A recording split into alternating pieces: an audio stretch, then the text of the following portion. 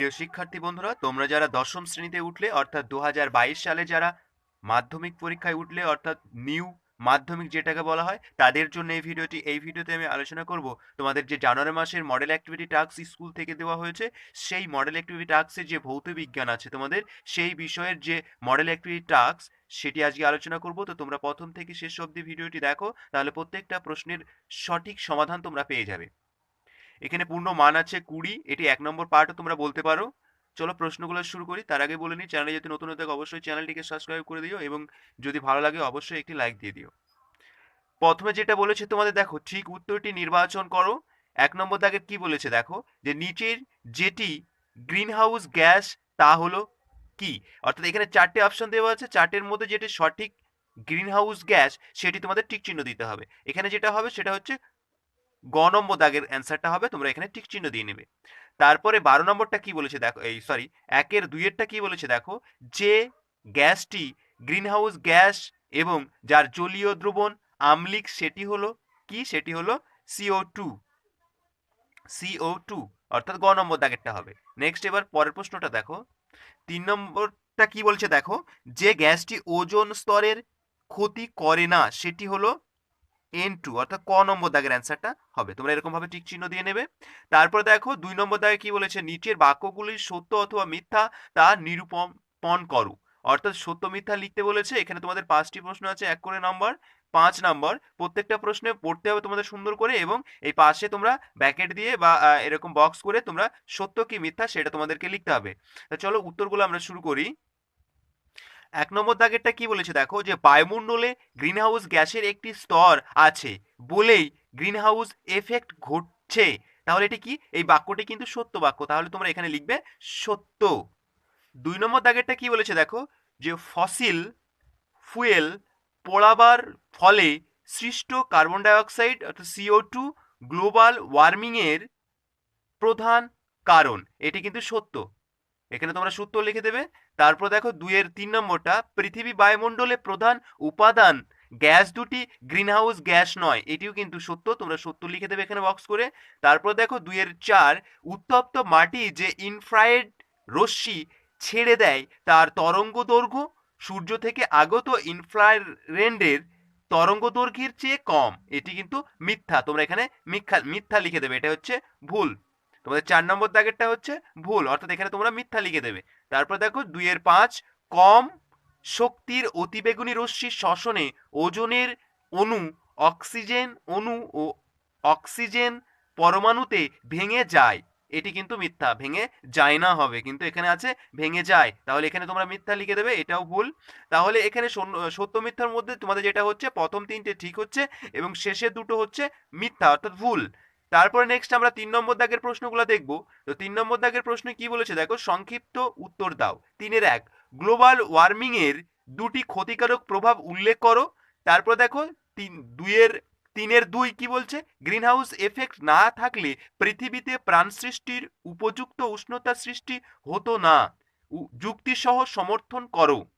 3 নম্বরটা কি বলেছে দেখো, ওজোন স্তরের ক্ষতি হলে জীবজগতের যেসব ক্ষতি হবে তা দুটি উল্লেখ করো। অর্থাৎ 3টে প্রশ্ন আছে 3 নম্বর দাগের, এখানে 3 দুগুণী 6 নম্বর, অর্থাৎ 2 করে নাম্বার আছে প্রত্যেকটা প্রশ্নের। চলো তাহলে প্রশ্নের উত্তরগুলো আমরা করে নিই। 1 নম্বর দাগে যে প্রশ্নটি আছে, গ্লোবাল ওয়ার্মিং এর 2টি ক্ষতিকারক প্রভাব লেখো। তাহলে কি হবে, উত্তরটা তোমরা এরকম ভাবে সুন্দর করে লিখবে, গ্লোবাল ওয়ার্মিং এর 2টি ক্ষতিকারক প্রভাব হলো, 1 নম্বর দিয়ে লিখবে গ্লোবাল ওয়ার্মিং এর ফলে ভূপৃষ্ঠ ও তৎসংলগ্ন অংশের উষ্ণতা বৃদ্ধি পাচ্ছে, ফলস্বরূপ ভবিষ্যতে সুপার সাইক্লোন ঝড় বৃদ্ধি পেতে পারে। 2, এর ফলে পৃথিবীর গড় উষ্ণতা বৃদ্ধি পাচ্ছে, ফলে পৃথিবীর তাপীয় ভারসাম্য বিঘ্নিত হচ্ছে। এই দুটো প্রশ্ন পয়েন্ট তোমরা যদি লিখে দাও সুন্দর করে, তাহলে তোমাদের অ্যান্সারটা হয়ে যাবে। নেক্সট এবার 3-এর 2 নম্বর যে প্রশ্নটা আছে দেখো, 2 নম্বরটা কি বলেছে, গ্রিনহাউস এফেক্ট না থাকলে পৃথিবীতে প্রাণ সৃষ্টির উপযুক্ত উষ্ণতা সৃষ্টি হতো না, এটি যুক্তি সহ সমর্থন করো।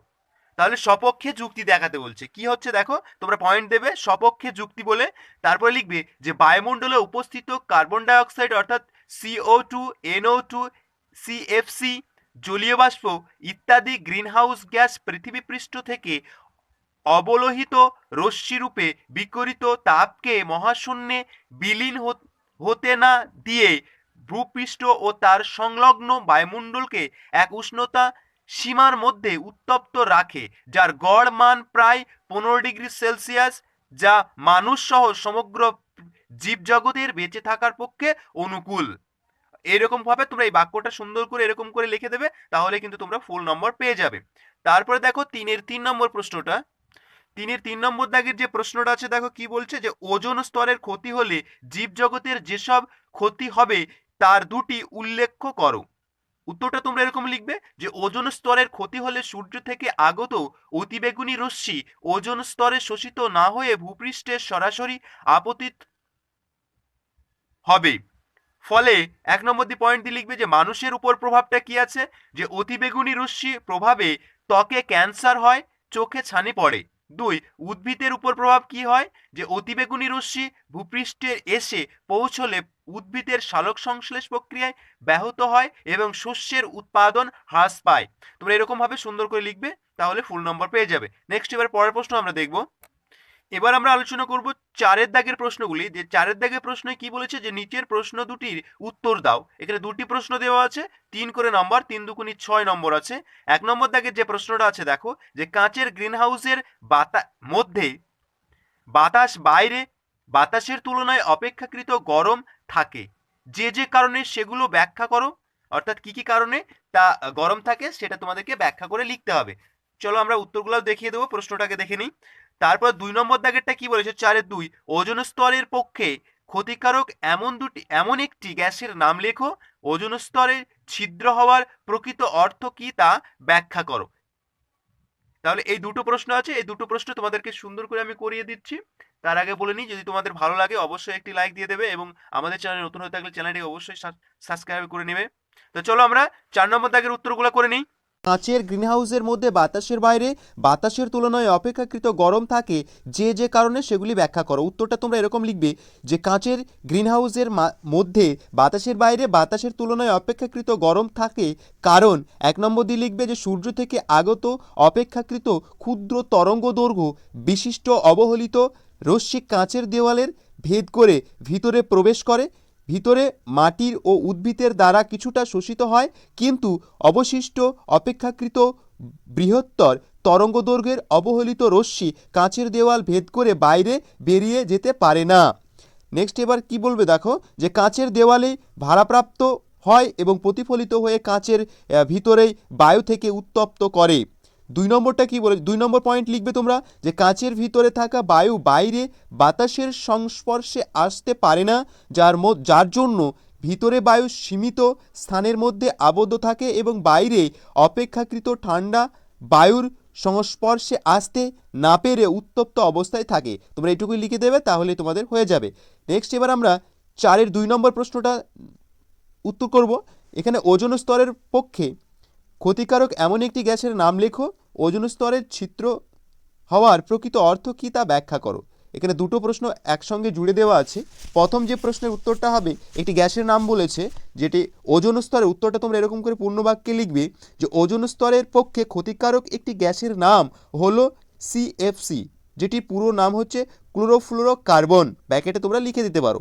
তারপর নেক্সট একটি বক্স দিয়ে তারপর উত্তরটা লিখবে যে ওজোন স্তরের ছিদ্র হওয়ার প্রকৃত অর্থ হলো যে ওজোন স্তরের বিনষ্টকরণ, বায়ুমণ্ডলের স্ট্র্যাটোস্ফিয়ারের স্তরে অন্তর্গত ওজোন গ্যাস সিএফসি অর্থাৎ ক্লোরোফ্লোরোকার্বন এর সাথে বিক্রিয়া করে ক্লোরিন পরমাণু উৎপন্ন করে।